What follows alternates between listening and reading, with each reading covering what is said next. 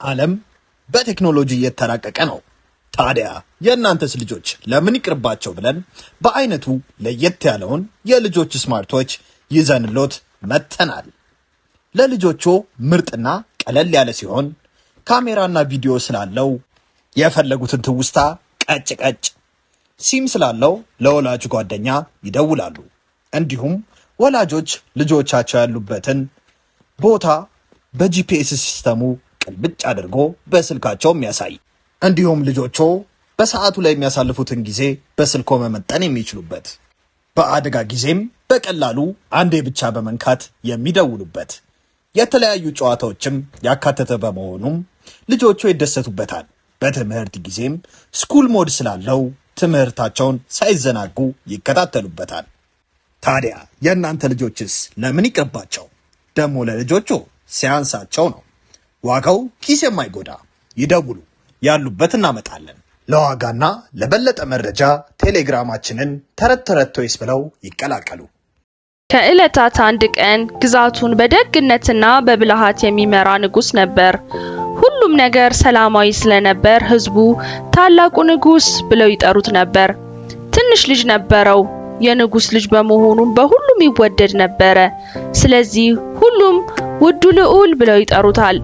አንድ ቀን ንጉሱ ለአደን ሲወጣ ጨካኝ ተኩላ ትንሽዬ ጥንቸል ሲያባርር አየ። ወዲያውም ቀስቱን ወርውሮ ተኩላውን ፈርቶ እንዲሸሽ አደረገውና ምስኪኗን ጥንቸል አዳናት።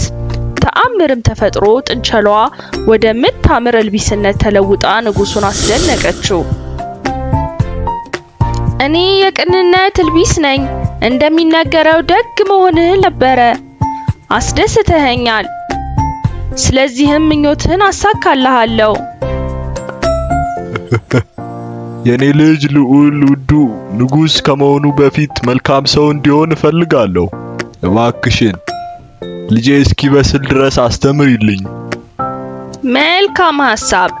ንጉስ ትልቅ ልብ ከሌለው ጥሩ አይሆንም። ውዱን ልመራውና ሲሳሳት በትክክል ልቀጣው ቃል ገባለሁ።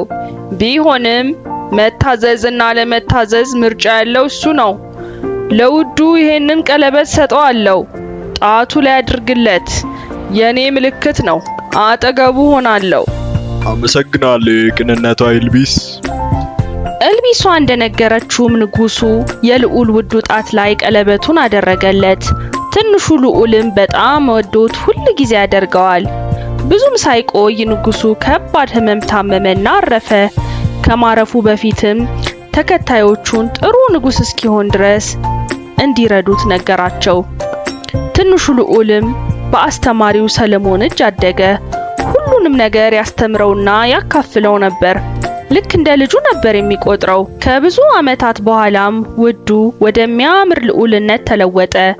መጥፎ ተከታዮቹ ሉቃስና ሰራተኞቹ ሁሉ ጊዜ ያሞላቀቁት ነበር። ያዘዘውን ነገር ሁሉ ያደርጉለት ነበር። ስለዚህም ልዑሉ የበለጠ ትዕቢተኛ ሆነ። ቤተሰቦቻችን በዚህ ክረምት ልጆ ምን በወጣው በዚህ ሀገር ጭቃ የሚጨማለቀው ብለን አሪፍ አስማታዊ የአሜሪካ ጭቃ ይዘንሎ መተናል። ልጆቹ ስክሪን ላይ ስልክ ላይ ከሰለቻቸው እያደገ ባለ አይምሯቸው የፈለጉትን ቅርጽ እየቀረጹ እያፈረሱ ደግሞ እንደገና እየቀረጹ ይዝናኑ። የጭንቅላ ፍጥነታቸውን ይጨምራል። ልብስ ላይ ሆነ ቤት የማያቆሽሽ ለማጽዳት ቀላል፣ እስከፈለጉ ጊዜ ሳይበላሽ የሚጫወቱበት። ተመልከቱ እስኪ የልጆቹን ደስታ። እናንተም ምን ትጠብቃላችሁ? ይዘዙንና በተመጣጣኝ ዋጋ ለልጆ የደስታ ምንጭ ይዘዙ። ያሉበት ድረስ እናደርሳለን። ደግሞ ለልጆቹ ሲያንስባቸው ነው። ሁሉንም ሰው ይንቅ ነበር። ንጉሶ እንዴት ቢንቅ ነው የሰራተኛ የማይታዘዝ? እኔ ያቺን ምስኪን ሴት ከዚህ የፈታዋት። ምክንያቱም ልክ አይደለም፣ ልትቀየር ይገባል ልዑሌ። እንዴት ባለጌ ነው ልዑል ሆይ! እንዴት ይቃወመሃል? ላረገው ነገር ሊቀጣ ይገባል። ጠባቂዎች ቶሎ ሰለሞንን እሰሩልኝ። ሳሊያንም ወደዚያ አምጧት። ይህ የልዑሉ ትዕዛዝ ነው። ጠባቂዎቹ ልጆች የመጫወቻ መኪና በእጃችሁ ለመቆጣጠር አልማችሁ ታውቃላችሁ? ህልማችሁን እውን ልናደርገው በእጆ የሚቆጣጠሩትን ምርጥ የመጫወቻ መኪና ይዘንሎት ከች ብለናል። በአዲስ ቴክኖሎጂ የተራቀቀና እጃችሁ ላይ ባሰራችሁት ሰዓት መሳይ እያንዳንዱን እንቅስቃሴያችሁን ተከትሎ የሚነቃነቅ መኪና። ቀኝ፣ ግራ፣ ፊት፣ ኋላ፣ ፍሬን እንደፈለጋችሁ ይቆጣጠሩታል። ለማውለቅ እንኳን የምትሳሱለት። በዚህ ደግሞ አያበቃም። ውብ ኤልኢዲ መብራት ያለው ድምፅ የሚያወጣ ለሽቅድድሞሽ የተዘጋጀ ከጓደኛ ቤተሰቦች ጋር የሚጫወቱበት። በዚህም አላበቃም። ለየት የሚያደርገው ሪሞት አያስፈልግም። በምንልክሎት የእጅ ጌጥ ይቆጣጠሩታል። ታዲያ ምን ይጠብቃሉ?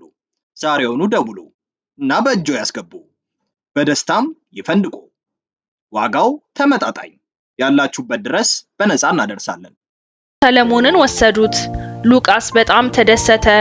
ሰለሞንን ለረጅም ጊዜ ሊያስወግደው ፈልጎ ነበር፣ ምክንያቱም ሁሌ ጥሩ ነገር ስለሚያስብ።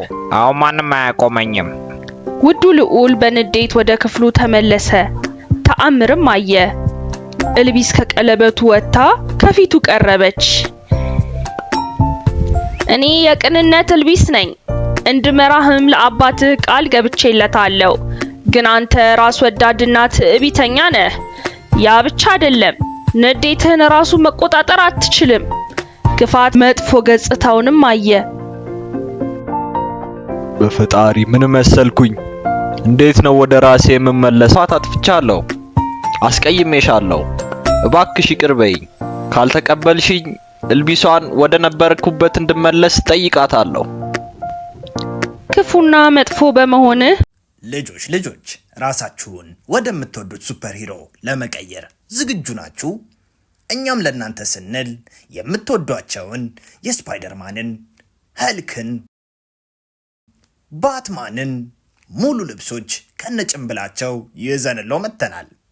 በተጨማሪም የተለያዩ የሥራ ልብሶች ከነሙሉ ዕቃቸው እንደ ዶክተር፣ ወታደር፣ ፖሊስ፣ ፓይሬት፣ ኧረ ምን የቀረ አለ? ብቻ እናንተ ይደውሉ። እኛ ለእናንተ ደስታ ህልሞን በቤቶ እናደርሳለን። በተመጣጣኝ ዋጋ ይደውሉ። ተናድጄ ነበር፣ ግን አሁን ስላስተካከልክና ጥሩ ሰው ስለሆንክ ይቅር ብያሃለሁ። እልቢሷም ወደ ቤተ መንግስት መለሰችው። አለቃ ሰለሞን ስላገኘው ደስ ብሎኛል። ውዱ ልዑላችን ተመልሶልናል። ሰለሞንም ዙፋኑን ለልዑል ውዱ መለሰለት። አስተማሪው ብቻ ሳይሆን ታማኝ ጓደኛውም ነበር። ልዑሉም በጣም ተለወጠ፣ ልክ እንደ አባቱም ቅን ሆነ። ከሲሊያ ጋርም በደስታ እስከ መጨረሻው አብረው ኖሩ።